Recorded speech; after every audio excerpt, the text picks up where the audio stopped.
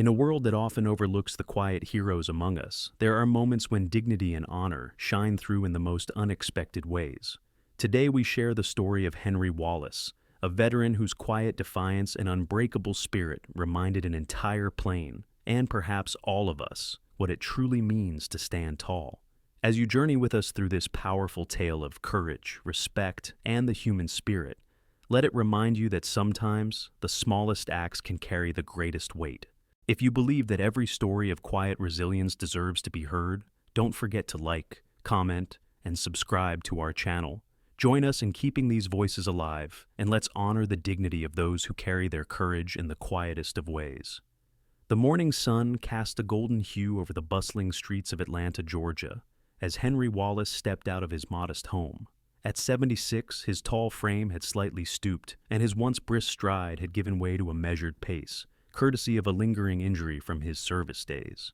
Dressed in a neatly pressed navy blue suit, a crisp white shirt, and a tie that bore the insignia of the United States Marine Corps, Henry exuded a quiet dignity. His polished black shoes clicked softly against the pavement as he made his way to the awaiting taxi. The driver, a young man with a friendly demeanor, greeted him with a nod. "Good morning, sir. Heading to the airport?" Henry offered a warm smile, his deep-set eyes reflecting years of wisdom and experience. "Yes, Hartsfield Jackson, please."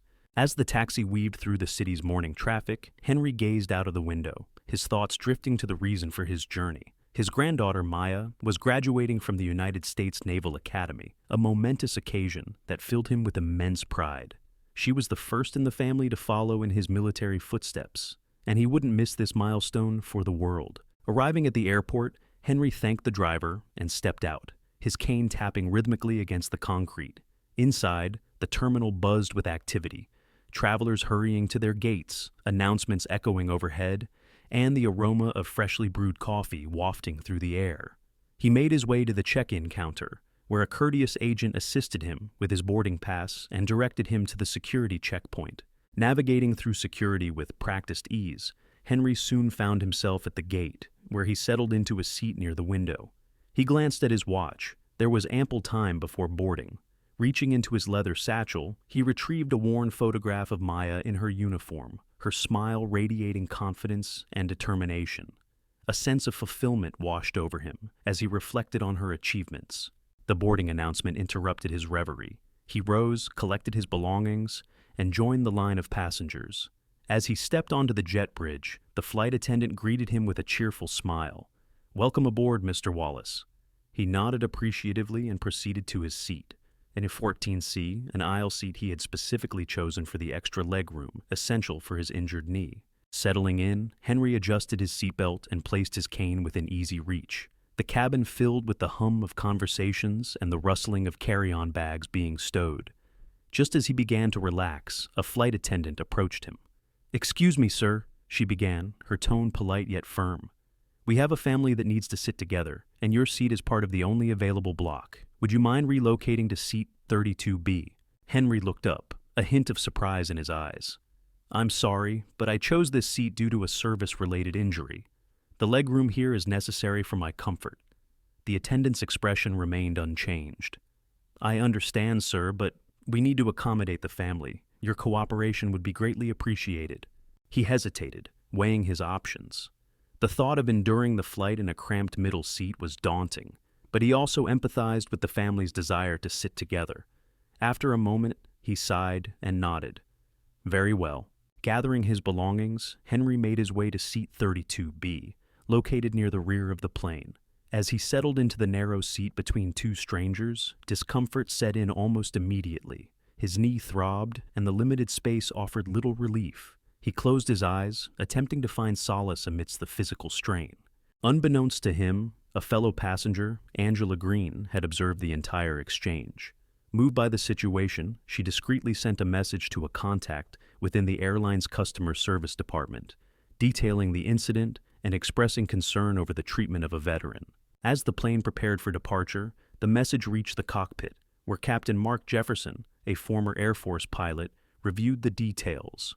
Recognizing the significance of the situation, he made a decisive move. Unbuckling his harness, he exited the cockpit and walked down the aisle, his presence commanding attention. Approaching Henry's seat, Captain Jefferson addressed him respectfully. "Mr. Wallace, on behalf of the airline and as a fellow serviceman, I apologize for the inconvenience you've experienced. Please allow me to escort you to a more suitable seat." He gestured towards the front of the plane. Henry, taken aback, nodded slowly. With the captain's assistance, he made his way to seat 1A in first class. The spacious seat offered the comfort his injury required, and he settled in with a sense of relief. The cabin, now aware of the situation, responded with a round of applause, acknowledging Henry's service and the captain's gesture. Emotions swelled within him as he realized the profound impact of this moment, a recognition of his sacrifices and a reaffirmation of respect. As the plane ascended into the sky, Henry gazed out of the window, the clouds drifting below. He felt a renewed sense of dignity and honor, carrying with him the warmth of gratitude and the anticipation of reuniting with his granddaughter. Henry Wallace shifted uneasily in seat 32B, the narrow confines of the middle row pressing against his shoulders and knees in a way that made every breath feel tighter. Every movement feel measured and controlled, like he was back in a foxhole, forced to make himself smaller for survival. His left knee, the one that had never quite healed after Vietnam, ached with a dull throb that only grew sharper as he tried to adjust his position. He kept his eyes down, his hands folded carefully in his lap, trying to focus on the rhythmic hum of the engines instead of the pulsing pain that shot up his leg with each shift. Around him, the cabin buzzed with muted conversations and the occasional clink of a cup, but no one seemed to notice the elderly man wedged uncomfortably between a young college student with headphones turned up too loud and a businessman already sprawled across the shared armrest, typing furiously on his laptop, as if the world beyond the keys didn't exist. Henry's back was pressed so tight against the seat that he could feel every vibration of the plane in his spine, every rattle and hum, an unwelcome reminder that this seat was never meant for someone with a body as battered as his. He tried to close his eyes, to breathe deep and find that place of calm he'd cultivated over decades of service and quiet endurance. But every time he shifted to ease the pressure on his knee, a jolt of pain reminded him that no amount of discipline could mask the reality of a cramped middle seat and a leg that would never quite bend the way it was supposed to. His mind wandered to Maya, the granddaughter waiting at the end of this flight, her bright smile and confident stride in her uniform, a beacon of pride he carried with him always. He thought of how proud she would be to see him there at her graduation, to know that her grandfather had made the journey to witness her, take her place in the long line of warriors who had served with honor. And yet, here he was, stuck in a seat that felt like a cage, forced to relinquish the small comfort he'd earned, with every hard-fought step of his past.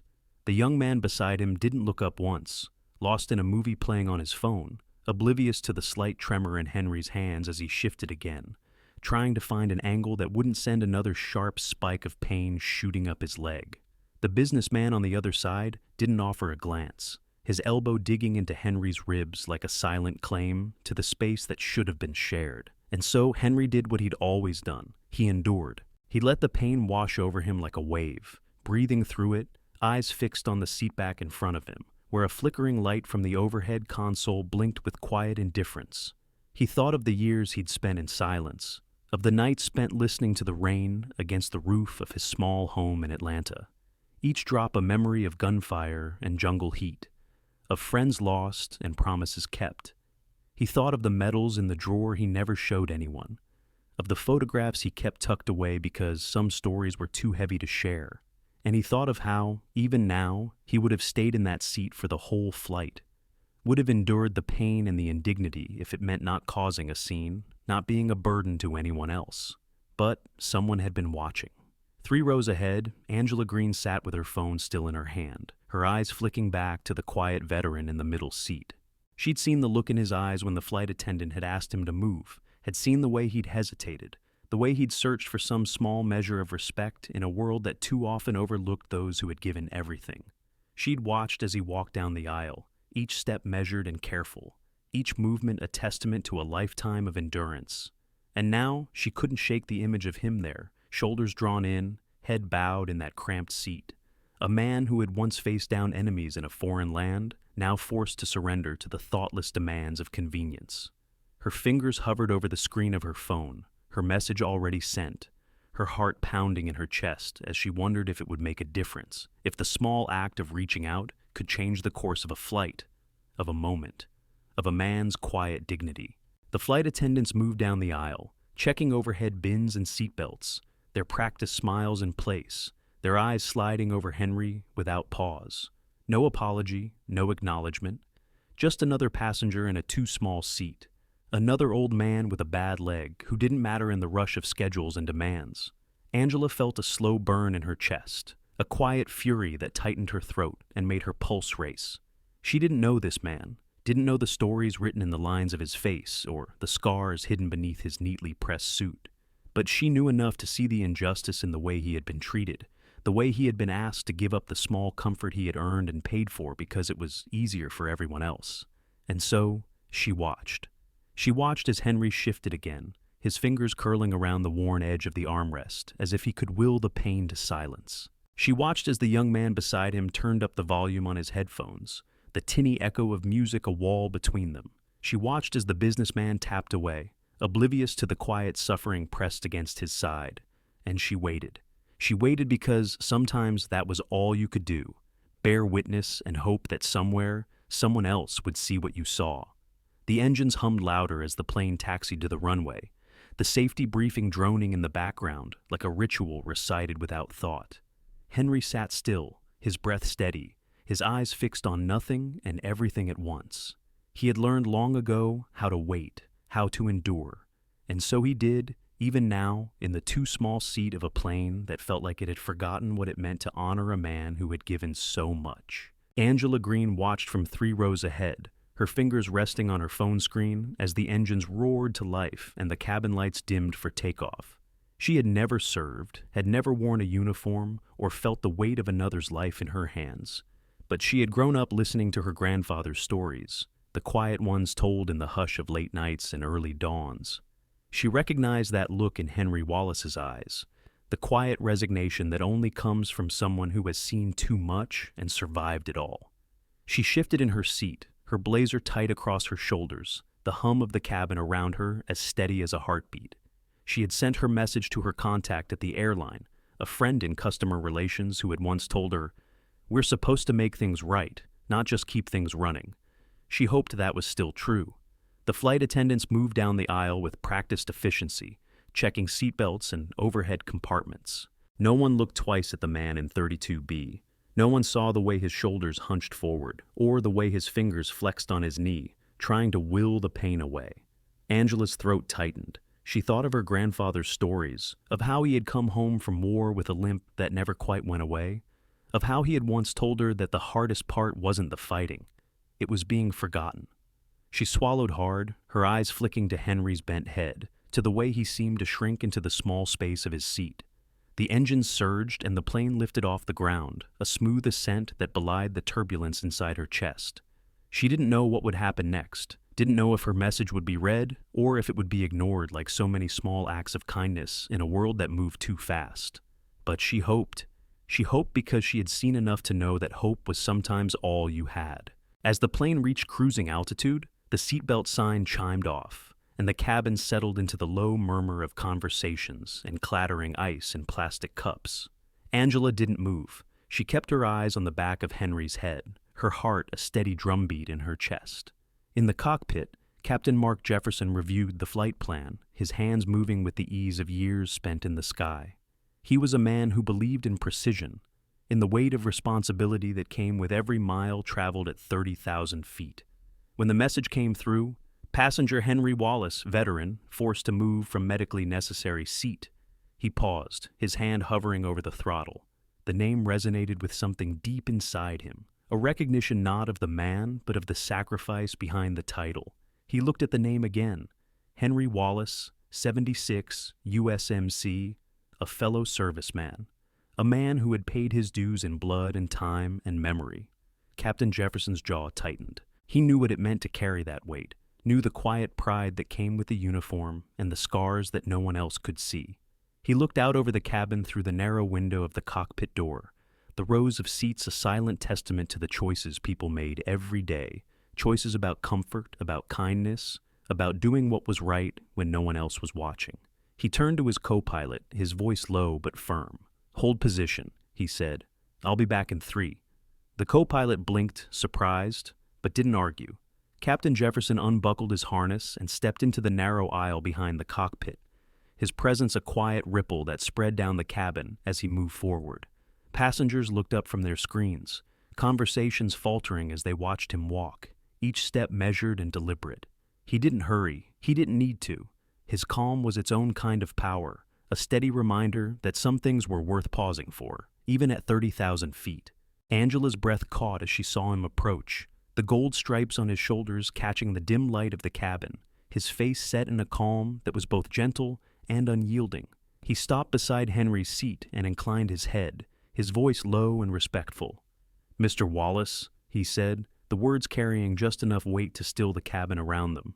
"I'm Captain Mark Jefferson. I understand there was an issue with your seat assignment." Henry looked up, startled, his eyes searching the captain's face for something he hadn't dared hope to see. Recognition. "I was asked to move," he said quietly, his voice steady even as his shoulders remained hunched. "I paid for that seat. My leg—" He trailed off, the words caught between pride and pain. Captain Jefferson nodded, his expression grave. "I know, Mr. Wallace," he said. "I'm here to make it right." He turned slightly, addressing the flight attendant who had forced the move. "Miss Bennett," he said, his tone even but leaving no room for argument. "You will personally escort Mr. Wallace to seat 1A. The attendant, a young woman with uncertainty in her eyes, hesitated. "Captain, first class is occupied," he finished for her, his voice soft but unyielding. "Then you will explain that the captain of this aircraft is requesting that seat on behalf of a decorated combat veteran. If no one volunteers, you will inform them that I will personally request their cooperation." Henry blinked, the weight of the words settling over him like a cloak of honor he hadn't felt in years. Around them, passengers shifted, the cabin silent but charged with something electric, a collective understanding that they were witnessing something that went beyond a simple seat assignment. Captain Jefferson looked back at Henry, his eyes meeting his squarely. "Please, Mr. Wallace," he said, "let us do what's right." Henry hesitated, his hand tightening on the edge of the seat, his mind warring between the instinct to stay quiet and the sudden, overwhelming realization that he didn't have to, that someone else was willing to stand up for him. Slowly he nodded. "Thank you," he said, the words rough but clear. Captain Jefferson smiled faintly, a quiet acknowledgement of the moment. "It's the least we can do," he said, and with that he offered his hand, steady and sure, to help Henry stand. Henry Wallace rose from seat 32B with a care that spoke of decades of learned patience, each movement deliberate, each breath measured. The captain's hand, warm and steady, guided him into the narrow aisle, and for a moment the world seemed to hold its breath. Passengers leaned back to make space, the businessman who had claimed the armrest now suddenly finding room to shrink away, his eyes fixed on the floor. The young college student who had been lost in his music pulled off his headphones, shame and awe flickering across his face as he finally saw the man who had been beside him. Henry's cane tapped softly against the worn carpet of the aisle, a quiet rhythm that echoed the beat of his heart, the years of service and sacrifice he carried in his every step. He didn't look around, didn't seek the eyes of those who watched him now with newfound respect, but he felt it, the way the energy of the cabin shifted, the way each row seemed to straighten as he passed, the weight of judgment replaced by something that felt like reverence. Angela Green watched with a tightness in her throat, her eyes bright as she tracked his progress. She didn't raise her phone, didn't capture the moment for the world to see, because she knew this wasn't a story for headlines or hashtags. This was a moment of quiet justice, a man's dignity being restored, not with fanfare, but with the simple, powerful act of being seen. The flight attendant, Kayla Bennett, walked ahead of them, her shoulders squared, but her head bowed slightly as if she, too, understood the gravity of what was happening. She paused at the first row, turning to the man who occupied seat 1A, a businessman with a pressed shirt and a bottle of mineral water resting on his tray table. He looked up, confusion furrowing his brow as he took in the captain's solemn expression, the quiet strength in Henry's bearing. "Sir," Kayla said, her voice low and steady, "we need to reassign your seat. The captain's request." For a moment, the man hesitated, his eyes flicking from the captain's uniform to Henry's lined face and the battered Marine Corps pin on his tie. And then something shifted in his expression, a flicker of understanding that softened the lines of his mouth. He nodded, his movements slow and deliberate, and rose without a word. "It's an honor, sir," he said quietly, his eyes meeting Henry's for just a moment, a silent salute between strangers bound by something deeper than words. Henry inclined his head, his eyes glistening with something that might have been tears, might have been pride, as he eased himself into the seat. 1A, first class. A seat wide enough to cradle his battered knee, quiet enough to let him breathe without pain. The flight attendants moved with a kind of reverence now, adjusting his seatbelt, offering him a fresh bottle of water and a warm blanket, as if these small gestures could somehow balance the scales of what he had given, of what he had endured. Captain Jefferson stood beside him for a moment longer, his hand resting briefly on Henry's shoulder, a touch of solidarity, of unspoken brotherhood. "If this seat had not been available," the captain said, his voice pitched low but carrying to the first few rows, "I would have given up mine." The words hung in the air, a testament to the quiet truth that some things were worth more than a schedule, more than convenience. Around them, the hush deepened, passengers shifting in their seats as the weight of the moment settled over them. Some reached for tissues, others simply sat straighter, their eyes fixed on the man in seat 1A, who had once been invisible but was now undeniable. Henry sat back, the plush leather cradling him like an embrace he hadn't known he'd missed. He felt the ache in his knee begin to ease, the tight band of pain loosening as he stretched his leg just slightly, testing the space that was finally his. He didn't speak, didn't need to. His silence was its own kind of prayer, a quiet litany of thanks for the dignity returned to him. Angela watched, her breath caught in her chest, her hands trembling in her lap. She thought of her grandfather's stories, of the way he'd said that honor was something you carried, not something you were given. She understood now that it was also something that could be restored, even in the narrow aisle of a crowded plane, even in the quiet spaces where no one expected it to be. The cabin seemed to exhale as Captain Jefferson turned to Kayla. "Please see that Mr. Wallace is comfortable," he said simply, and Kayla nodded, her earlier uncertainty replaced by something steadier, more grounded. She offered Henry a warm towel and a gentle smile, her eyes meeting his with a quiet apology that needed no words. In the cockpit, the co-pilot waited, his eyes wide with a respect that transcended duty. Captain Jefferson returned to his seat, his movements calm and deliberate, but Angela could see the way his shoulders settled, the way the tension that had coiled in him eased with every step back to the controls. The engines hummed, the lights of the cabin flickering softly as the flight prepared for departure once more. Henry sat in 1A, his eyes on the window where the sky stretched out in endless blue, a promise and a memory all at once. He rested his hands on his lap, the thick knuckles bent and scarred from years of work, from years of carrying burdens no one else could see. But now, in this seat, in this moment, he was no longer unseen. He was no longer a man crammed into a space too small to hold his quiet strength. He was, simply and profoundly, a man of honor, given the space to be exactly who he was.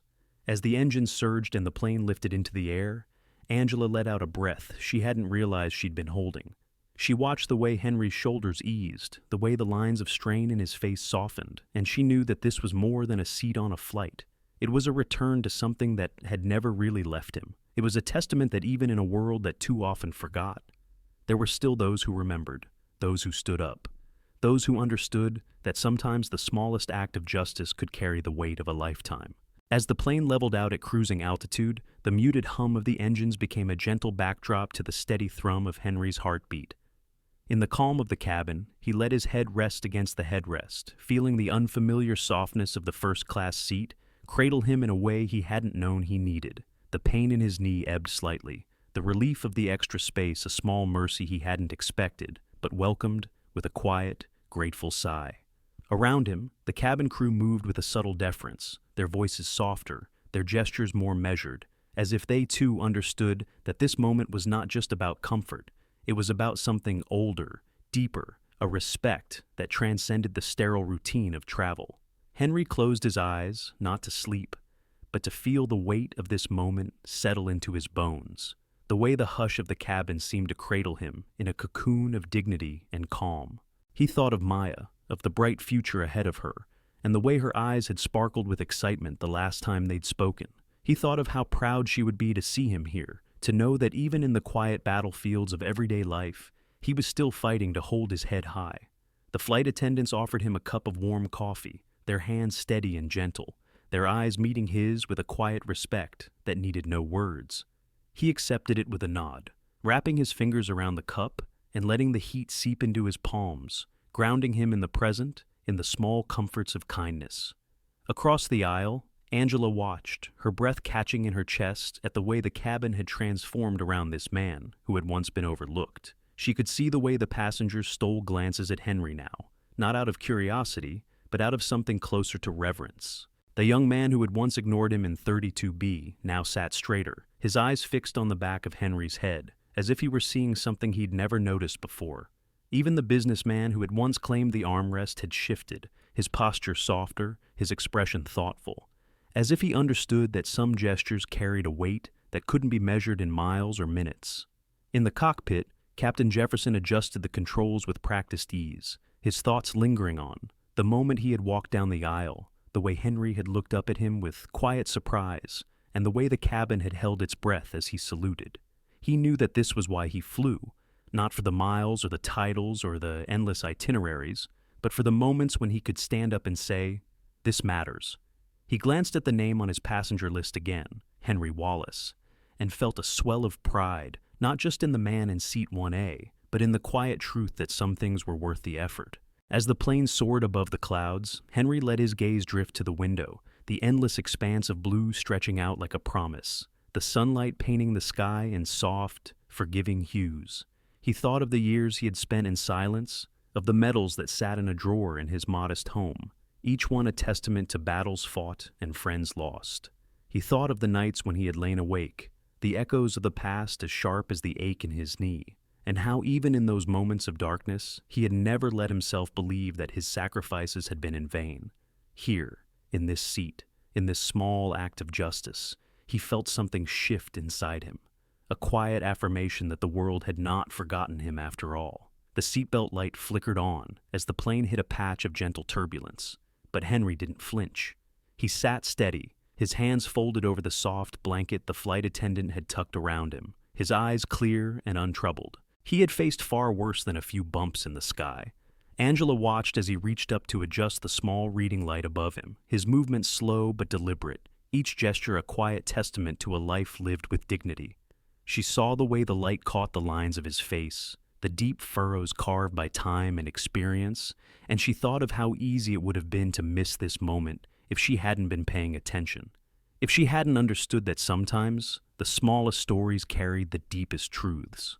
The flight attendants continued their rounds, their voices hushed as they checked on passengers, but every so often their eyes would flick to Henry, and there was something softer in their smiles, something that spoke of a respect that had been hard-won and well-earned. And Henry, for his part, accepted it all with the quiet grace of a man who had learned long ago that true strength was not in loud declarations or grand gestures, but in the simple act of holding your ground when it mattered most. The hours passed in a gentle rhythm, the drone of the engines a steady counterpoint to the slow unfolding of this quiet redemption. Henry drifted in and out of a light doze, the seat finally giving him the space to rest without the sharp edge of pain to jar him awake.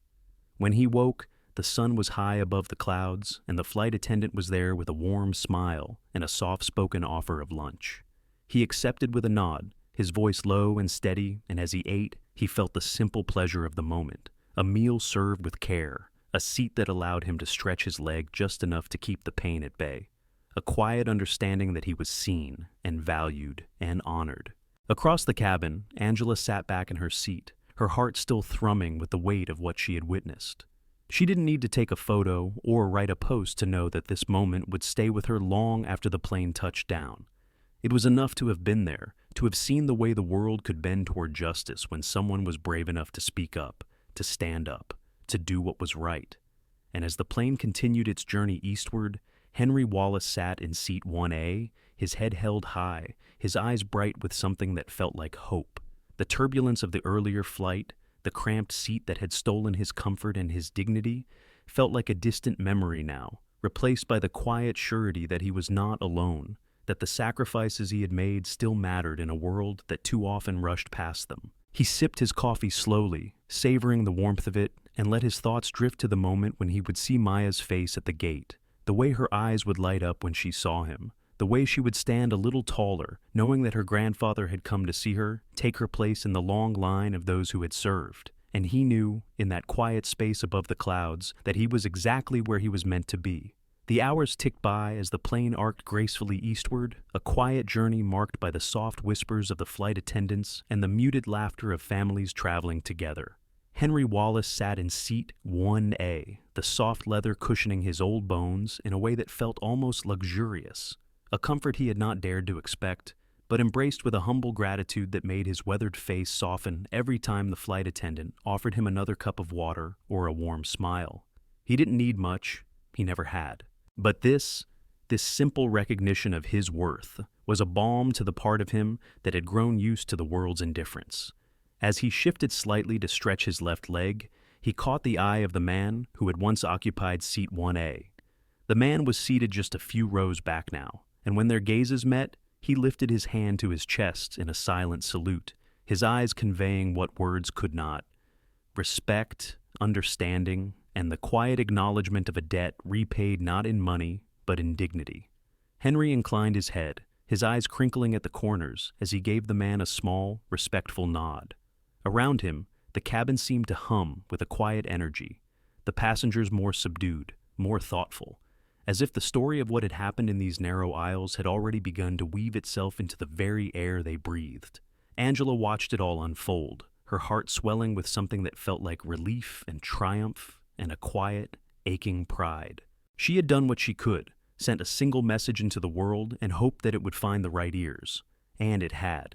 She had watched the captain walk down that aisle with the calm authority of a man who understood that some things were bigger than schedules or policies. She had seen the way Henry's shoulders had squared as he accepted the hand that was offered to him, the way he had walked the length of that aisle not as a passenger, but as a man who had earned every step of that quiet honor.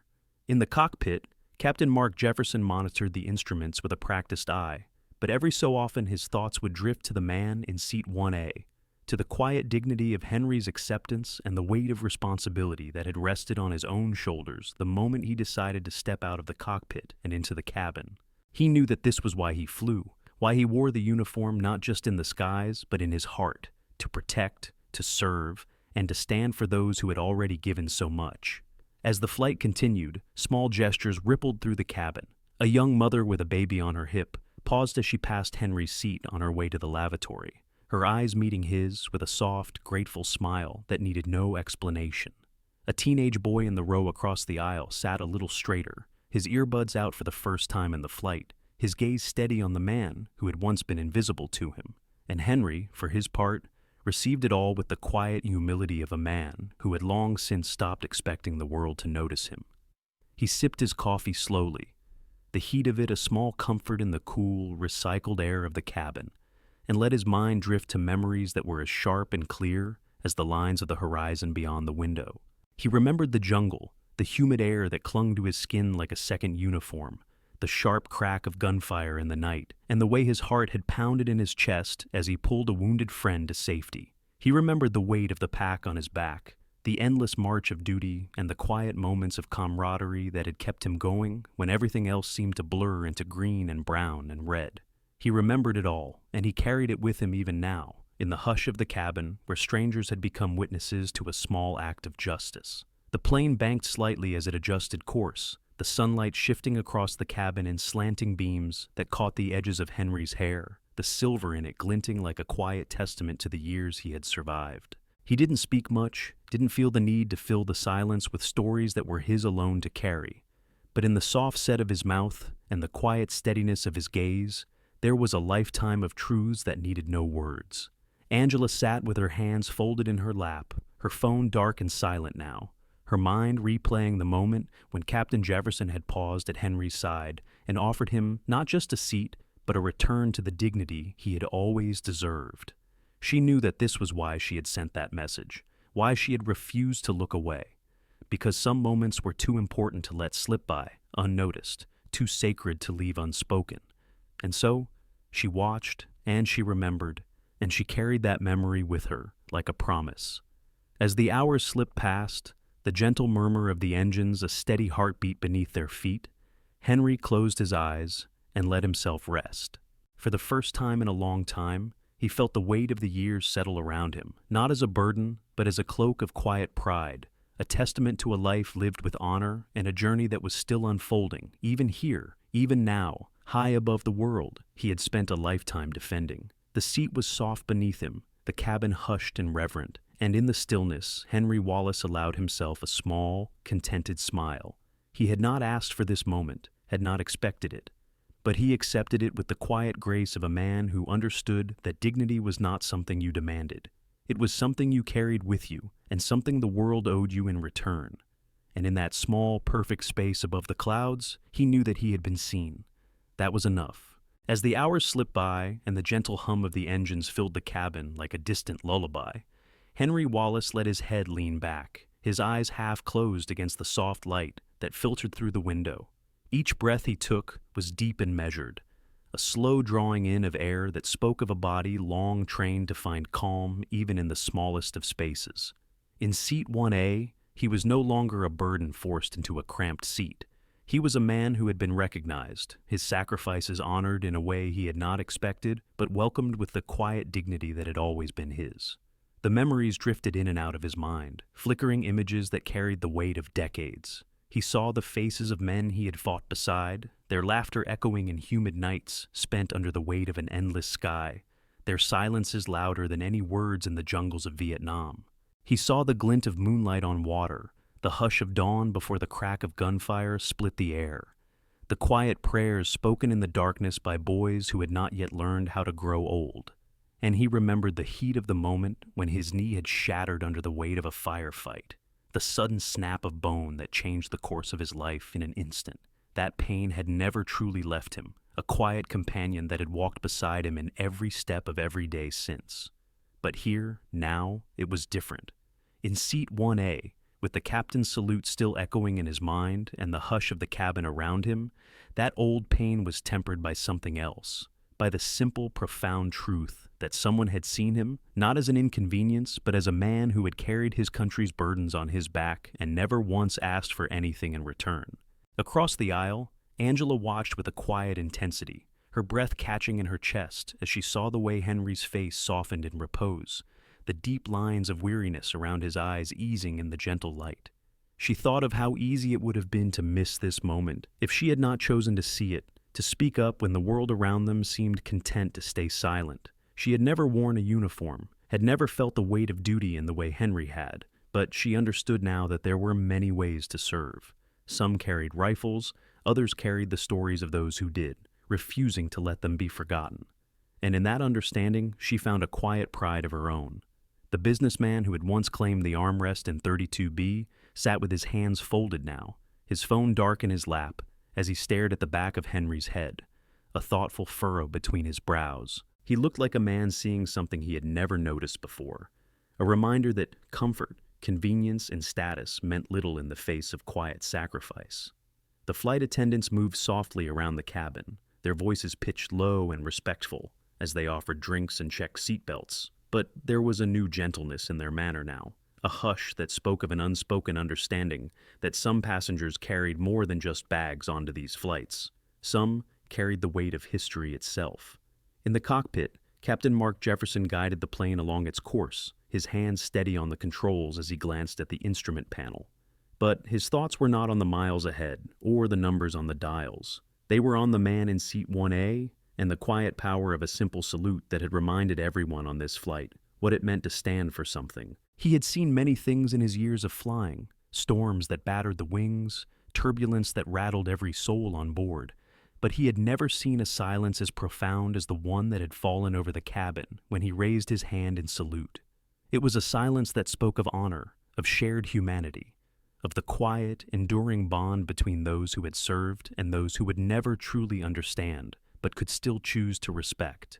Henry sipped at his coffee slowly, his thoughts drifting like the clouds outside the window, and he felt something he hadn't in a long time, a sense of peace that came not from the absence of pain, but from the presence of respect. He let that peace settle into his bones, a balm against the ache that never fully left him, and he sat a little straighter in his seat, his shoulders squared in the quiet pride of a man who had given much and asked for little. And as the plane soared on, each mile a quiet testament to the small acts of kindness that could change the course of a day or a life, he knew that this flight was more than just a journey to see his granddaughter. It was a journey back to a truth he had always carried in his heart, that dignity, once restored, could never be taken away.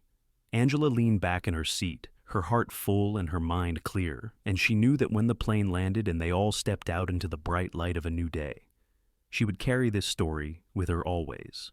Because some stories didn't need to be shouted from the rooftops or printed on the front page to matter. Some stories lived in the quiet spaces of a cabin at 30,000 feet, in the small, steady acts of courage that reminded everyone watching that there was still honor in this world, if only they chose to see it. The captain's calm voice broke through the soft murmur of the cabin, announcing their descent into Atlanta. Passengers stirred, stowing away tablets and closing novels, their movements soft, as if the atmosphere of the flight had seeped into their bones, made them gentler. Henry Wallace felt the subtle shift of the aircraft's angle, the familiar tug of gravity as the engines reduced thrust. He kept his gaze on the window, watching as the clouds thinned and the patchwork of green and brown fields came into view, the rivers glinting like silver ribbons in the early afternoon sun. His heart thudded a little faster, not from the descent, but from the thought of Maya waiting at the gate. He could almost see her face in his mind's eye, the way her eyes would light up when she saw him, the way her smile would crinkle her nose just like her mother's had once done. He wondered if she would know, if she would sense the quiet battle that had been waged on her behalf by a stranger in a blue blazer, by a captain who had refused to stay silent. He wondered if she would understand how much that moment had meant to him. Across the aisle, Angela Green folded her phone into her purse, her heart light and full. She watched as Henry adjusted his seatbelt with slow, deliberate care, his fingers trembling slightly but sure. She had seen the change in him over the course of the flight, the way he had unfolded from the hunched figure in seats 32B to the quiet pillar of strength in 1A, and she felt it in herself, too. A softening of the heart, a reminder that small acts of justice could ripple outward, changing more than just the course of a single journey. The businessman who had once claimed the armrest shifted in his seat, his gaze lingering on Henry with something like apology written in the lines of his mouth. He cleared his throat once, a small sound that spoke of discomfort and awakening all at once. The teenage boy who had been lost in his music now sat with his eyes on Henry, his face open, raw with the sudden understanding that there were battles bigger than the ones he'd ever imagined. In the cockpit, Captain Mark Jefferson guided the plane with the same calm precision he always did, but his mind was on the man in seat 1A. He thought of the old Marine's quiet gratitude, of the way he had accepted the seat not as a gift, but as a return to something that had always been his by right. He thought of how it felt to stand in the aisle of his own aircraft and salute a man who had fought under a different sky, a different war, but with the same unbreakable code of honor. As the wheels touched down on the tarmac with a soft, final sigh, the cabin filled with a collective exhale, a quiet release of breath that carried with it a sense of completion. The engines roared in reverse, slowing the plane with a gentle shudder. And then there was stillness, the kind of stillness that comes after a story has been told, when there is nothing left but the truth of what has happened and the quiet wonder of what it has changed. Henry sat with his hands folded over the blanket in his lap, his eyes bright as he watched the ground crews move outside the window. He felt the weight of his years settle around him like a cloak, not heavy but familiar, the way an old uniform might fit just right after decades of wear. He didn't know if the passengers around him understood what had truly happened on this flight, if they saw how that small moment of kindness had been more than just a seat reassignment, but he knew, and that was enough. Angela waited until the seatbelt sign chimed off before she rose, her movements graceful and deliberate. She didn't hurry to the aisle, didn't push past anyone. She waited until Henry stood, his cane in one hand, the other hand resting on the armrest for balance. And when their eyes met, she offered him a small, respectful nod, a silent thank you for the quiet lesson he had given them all. Henry smiled, the lines of his face deepening in that expression that was half relief, half pride. The flight attendants watched him go, their smiles genuine and touched with something deeper than the rote politeness of their jobs. One of them, a young woman with eyes the color of storm clouds, reached out and touched his arm as he passed. "Thank you, sir," she whispered, and in those 3 words, Henry heard the echoes of every young man and woman who had ever worn the uniform he had once carried so proudly. At the door of the aircraft, Captain Jefferson waited. He stood straight, his uniform immaculate, his eyes meeting Henry's with the quiet recognition of one warrior to another. "Mr. Wallace," he said, his voice calm but full. "Thank you for your service." Henry paused, his hand tightening on his cane, and then he gave a small nod. "And thank you," he said, "for seeing me." Their hands met in a brief clasp, firm and warm, the kind of handshake that spoke of shared values and silent understandings. And then Henry stepped out into the jet bridge, his cane tapping lightly on the worn carpet, his shoulders straight, his head held high. In the bright light of the terminal, Maya waited with a sign that read, "Welcome home, Grandpa Henry." She wore her dress blues, her hair tucked under her cover, her eyes bright with the pride of a granddaughter who knew what it meant to serve. When she saw him, she ran to him, her arms open, her voice catching in her throat. "Grandpa!" she cried, her words tumbling out with laughter and tears all at once. Henry opened his arms, letting her crash into him like a wave, her embrace fierce and sure. The world fell away in that moment, the passengers, the flight crew, the endless announcements echoing in the terminal, and there was only the 2 of them, bound by blood and by the quiet legacy of those who had come before. "I heard there was a bit of drama on the flight," Maya said as she pulled back, her hands still resting on his shoulders. Henry chuckled, his eyes crinkling at the corners. "Nothing I couldn't handle," he said, and for the first time in years, his smile reached all the way to his eyes. Angela watched from a distance, her heart full, her mind already weaving the story of what she had seen, what she had learned. She knew that some stories were too precious to keep to yourself, that some truths needed to be shared, not for the glory of it, but for the reminder that even in the smallest spaces, in a cramped middle seat or a first-class cabin, dignity still mattered. And as she turned to leave, she caught one last glimpse of Henry, standing straight and tall in the bright afternoon light, his granddaughter's arm around his waist. She smiled to herself, a quiet vow forming in her heart. She would carry this story forward, let it ripple outward like the gentle wake of a boat on still water, a reminder that justice once seen could never be unseen. As Henry stepped out of the terminal, the bright Georgia sun painted the world in warm, forgiving light. The soft breeze carried with it the distant laughter of children, the low hum of traffic, the steady pulse of a city that had been his home for decades, but now felt somehow gentler, kinder. His granddaughter, Maya, walked beside him, her steps sure and steady, the click of her polished shoes on the concrete, a quiet counterpoint to the measured tap of his cane. She kept her arm looped through his, a silent promise that he would not walk this path alone. "You know, Grandpa," she said softly, her voice low so that only he could hear. "I read about what happened. They posted it online. Everyone's talking about you." Henry gave a small, wry smile. "I didn't ask for that," he said, his voice rich with amusement and something else, something older and deeper, a humility that was woven into the very fabric of his being. "I know," Maya said, her eyes bright with pride, "but sometimes the world needs to see things like that, to remember what matters." He let her words settle over him like a soft blanket, the truth of them sinking into his bones.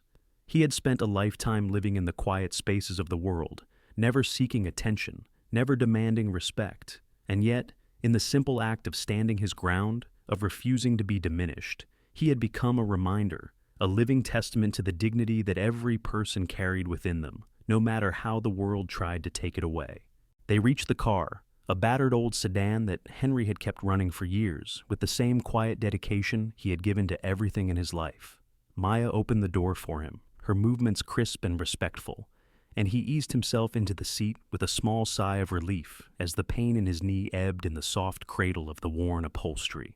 As they pulled away from the terminal, the city unfolded around them in a slow, steady rhythm. The tree-lined streets dappled in sunlight, the distant bark of a dog, the smell of freshly cut grass drifting in through the open window.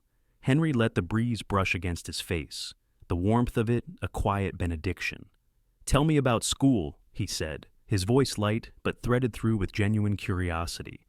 Maya grinned, launching into a story about her classes, her instructors, the endless drills that had once seemed so daunting but now felt like a badge of honor. Henry listened, his heart swelling with pride at the fire in her words, the easy confidence of a young woman who knew her worth and was determined to prove it to the world. In her, he saw the best of what he had fought for, a new generation unafraid to stand up, unafraid to claim their place in the world.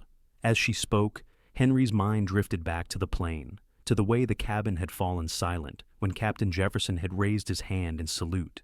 He remembered the hush that had followed, the way every eye had turned to him, not with pity, but with respect. It was a moment he would carry with him always, a small, perfect truth that reminded him that even in a world that moved too fast and spoke too loud, there was still space for honor. Angela's message had done more than just restore his seat. It had restored something inside him that he hadn't realized he'd lost. The memory of that cramped middle seat, the sharp bite of pain in his knee, the silent judgment of those around him, it all felt distant now, like a bad dream he had woken from. In its place was the soft glow of gratitude, the quiet knowledge that he had been seen, truly seen. As they drove, Maya reached across the console and took his hand, her fingers warm and sure. "I'm glad you went, Grandpa," she said. "I'm glad they saw you." Henry squeezed her hand gently, his voice a low rumble in his chest. "Me too, sweetheart," he said. "Me too." They pulled up to his small house on the edge of the city, the tidy lawn and the worn front steps a testament to the life he had built there. Maya helped him out of the car, her movements careful but unhurried, and together they walked up the path, the late afternoon sun casting long shadows behind them. At the door, Henry paused, his hand on the frame, and looked back at the world beyond his front yard. The memories of the flight flickered in his mind, Angela's steady gaze, the captain's unwavering salute, the quiet weight of the cabin's respect, and he let them settle in his chest like a promise that he would carry with him every day, in every step he took on that well-worn porch, in every breath he drew in the quiet of his home. As the door closed behind them, the world outside carried on, planes taking off into the endless sky, families gathering, lives unfolding. But in that small, quiet house, Henry Wallace sat down in his favorite chair. The soft creak of the wood beneath him, a familiar comfort. He closed his eyes, let the hush of the room wrap around him, and he breathed in the peace that had been so hard-won. Outside, the sun dipped lower, the light turning soft and golden. And in that gentle light, Henry smiled, a small, contented smile that spoke of battles fought and won, of dignity restored and remembered, of a world that still had space for honor, even in the quiet corners where no one was looking. The following morning dawned clear and cool, the early light catching on the dewdrops that beaded along the grass in Henry's small yard. The air was still, hushed in the way that only early mornings could be, and for a moment, Henry simply sat in his old wooden chair by the window, watching the world slowly come awake. A steaming cup of coffee rested in his hands, the aroma rich and grounding, and he let the warmth seep into his fingers, anchoring him in the gentle quiet of the dawn. The house was silent, save for the soft ticking of the clock on the mantel, a steady beat that mirrored the calm he felt in his chest. It had been years, decades, since he had felt that same quiet surety, the sense that he had nothing to prove to anyone, nothing to demand, that he was simply enough. The events of the previous day seemed almost dreamlike in the soft light of morning, but he knew they were real because of the way they had settled into him, heavy and bright and true. His gaze fell on the small stack of mail that Maya had brought in for him the night before. Most of it was the usual, bills, newsletters, a glossy flyer from the local hardware store, but one envelope stood out. The return address bore the name of the airline that had carried him home, and he felt a small, curious flutter in his chest as he set his coffee aside and carefully slid it open. The letter inside was short, written in the polite, measured language of corporate apologies, but the words themselves carried a weight that made him pause. "Mr. Wallace," it began, "we wish to extend our deepest apologies for the events that occurred during your recent flight. Your dignity and comfort should never have been compromised, and we are committed to ensuring that no one in your position will ever be asked to make such a sacrifice again. Enclosed is a full refund for your flight, along with a designation that will allow you to travel as our guest of honor whenever you choose. You have given much to this country, and we are grateful to have had the opportunity to honor that service, even in this small way. Henry folded the letter carefully, his fingers tracing the neat lines of the typewritten words. There was something both humbling and empowering in the acknowledgement, an understanding that what had happened had mattered not just to him, but to those who had watched and acted and remembered. The letter was a small thing in the grand scheme of a life that had been lived in service and silence, but it was a tangible reminder that sometimes the world could pause long enough to say, "We see you." He placed the letter beside the worn flag that sat in the corner of his study, a flag he had carried home with him from a country far away, each fold a testament to friends lost and battles survived. And he sat for a long time, the quiet of the morning stretching out around him, the soft light turning the edges of the paper to gold. Outside, the neighborhood was slowly waking, children's laughter drifting down the street, the distant bark of a dog, the hum of a lawnmower starting up a few houses down. But in the small sanctuary of his home, Henry felt the world slow, the memories of the flight and the kindness of strangers weaving themselves into the rhythm of his breath. He thought of Angela, of her quiet determination to stand up when it would have been easier to stay silent, and he sent a silent prayer of thanks into the morning air. He thought of Captain Jefferson, of the strength in his voice and the unwavering calm in his eyes, and he felt a swell of something like brotherhood, a bond that reached beyond the years and the miles and the different wars they had fought. And he thought of Maya, of the pride in her eyes and the steadiness in her step, and he knew that the legacy he had carried all these years would live on in her, bright and unbroken. Henry sipped his coffee again, the rich, bitter warmth grounding him in the moment, the letter, the flight, the quiet strength of those who had stood up for him. It was all part of a single, unbroken thread that stretched from the jungles of his youth to the soft light of this new day. A thread that spoke of honor, of dignity, of the simple, enduring power of being seen. He closed his eyes for a moment, the quiet filling the space around him like a benediction, and he let himself breathe. The past would always be a part of him, the battles, the sacrifices, the memories that flickered like ghostly echoes in the hush of dawn. But today, he felt no weight in them, only pride, only peace. And as the sun climbed higher in the sky, Henry Wallace sat in his small house in Atlanta, the letter resting beside him, his heart steady and his soul at rest, because he knew, finally and without question, that he had been seen, and that was enough. The days that followed unfolded in a quiet rhythm, the world outside Henry's window moving in soft, deliberate arcs of light and shadow. Spring had begun its gentle work, painting the trees in fresh green and coaxing blossoms from the stubborn ground. Henry watched it all from his porch, a battered rocking chair his chosen throne, the letter from the airline tucked into the worn folds of his wallet like a quiet talisman. Each morning, he rose early, the habits of a lifetime of discipline still woven into his bones, and each morning he let the memory of that flight settle into him like a benediction. It was not the luxury of seat 1A that he carried with him, nor the apology carefully printed on company letterhead. It was the simple, profound truth that for a few short hours in the quiet hush of that cabin, he had been seen. And that truth was a balm to old wounds he had never spoken aloud, a salve to the quiet ache of a lifetime of quiet service. In the afternoons, Maya would come by, her uniform crisp and proud, her laughter echoing through the small rooms of his home like a song he had almost forgotten. She would sit at his kitchen table, her long fingers wrapped around a mug of coffee, her eyes bright with stories of drills and tests, and the small triumphs that came with each new day. Henry listened with the patient pride of a man who understood that the greatest battles were often fought in silence, in the small, steady choices of every ordinary day. He did not tell her about the letter, nor about the tears that had come unbidden the night it arrived. Some things were too tender to share, too sacred to put into words. But he could see the echoes of that flight in the way she carried herself, the way her shoulders squared when she spoke of standing up for the quiet ones, the overlooked ones. He saw it in the way her smile softened when she looked at him, a silent acknowledgement of the bond that had been forged not just in blood, but in the small, fierce acts of defiance that knit their family together. One evening, as the sun dipped low behind the trees and the cicadas began their nightly hymn, Maya found him on the porch, the old rocking chair creaking beneath his weight, his cane resting against the worn wood. She sank into the chair beside him, her presence a quiet comfort, Her eyes turned to the horizon, where the sky burned gold and pink. "I've been thinking about that flight," she said softly, her voice weaving into the hush of the twilight.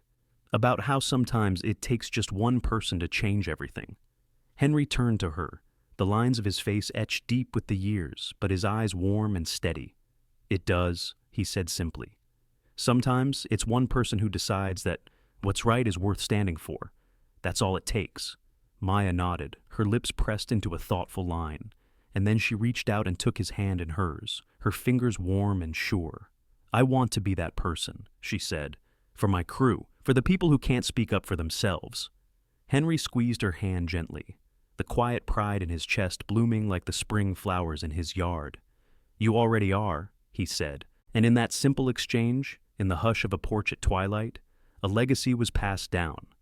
Not in medals or parades, but in the soft, unbreakable thread of quiet courage that bound them together. That night, after Maya had gone and the house had settled into the soft rhythms of sleep, Henry sat by his window and let the memory of that flight wash over him. He saw again the captain's calm eyes, the hush of the cabin as every head turned, the slow walk down the aisle that had felt like a march back to himself. And he knew, with a quiet certainty that settled deep in his bones, that some things never faded. Honor was not something you earned once and carried forever unchanged. It was something you tended to every day, in every word, every choice, every act of quiet kindness. It was a light that could go dim in the clamor of the world, but it could never be fully extinguished, because there would always be those who chose to see, those who chose to stand, those who understood that dignity was not given, it was recognized, and that in that recognition there was a kind of immortality. Henry closed his eyes, his breath steady in the quiet night, and he let the peace of that truth settle into him like a promise. Outside, the cicadas sang on, their song weaving into the soft hush of the world, and in the small house on the edge of the city, a man who had once been overlooked sat tall and steady in the dark, his heart full and his spirit at rest. The final days of spring gave way to summer with a quiet insistence, the mornings turning warm and golden as the world outside Henry's window grew lush and green. Each day he rose with the dawn, his body still moving with the slow surety of a man who had long since learned the discipline of early hours, and each night he slept with a peace that he had once believed was lost to him. The memories of that flight, of the simple, profound dignity that had been returned to him in a quiet aisle at 30,000 feet, remained with him like a small, bright flame that flickered warm in his chest. It was not the grandeur of it that stayed with him, nor the headlines that had followed. It was the moment itself, the captain's calm voice, the weight of the silence that had fallen over the cabin as every passenger bore witness, the feeling of his own shoulders squaring in quiet defiance as he accepted the seat that had always been his by right. In the weeks that followed, small reminders of that moment found their way to him in the most unexpected places. A letter from a fellow veteran who had been on that same flight, a stranger's quiet nod of respect at the grocery store, the gentle way the young man at the corner cafe held the door open for him without a word. Each gesture was a thread in the quiet tapestry of recognition that had begun to weave itself around him, a reminder that the world had not forgotten, that even the smallest acts of justice had the power to ripple outward in ways he could never have imagined. One afternoon, as the cicadas hummed a steady rhythm in the heavy air, Maya sat with him in the shade of the porch, her uniform jacket folded carefully across her lap, her fingers tracing the insignia with a quiet reverence. "I've been telling my crew about you," she said, her voice soft but sure, the pride in her eyes clear and bright. "About what happened on that flight, about how you stood your ground." Henry chuckled, a low, warm sound that rumbled in his chest. "I didn't do much," he said, but Maya only shook her head, a small, fierce smile curving her lips. "You did everything, Grandpa. You showed us what it means to carry your dignity, no matter what. You showed us how to stand up for the quiet things that matter most." Her words settled into the hush of the afternoon, like a benediction, and for a long moment neither of them spoke. The soft creak of the porch swing and the distant drone of lawnmowers, the only sounds that marked the passing of time. In that silence, Henry felt the weight of his years, not as a burden, but as a testament. Each wrinkle, each scar, each slow, measured breath, a chapter in a story that had not ended when he hung up his uniform, but had simply changed shape.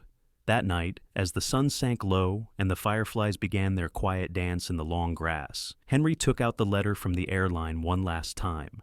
He read it slowly, the words familiar now, but no less powerful, and when he folded it and set it beside his bed, he did so with a small, contented smile. He knew that his life would not be defined by that flight alone, nor by the quiet battles he had fought in the years before and after. It would be defined by the small, steady choices he had made each day to stand, to endure, to hold fast to the simple, unshakable truth that every life carried a dignity all its own. And as he drifted to sleep that night, the memories of that flight held close against the quiet beat of his heart. He knew that those choices, that quiet courage, had been enough.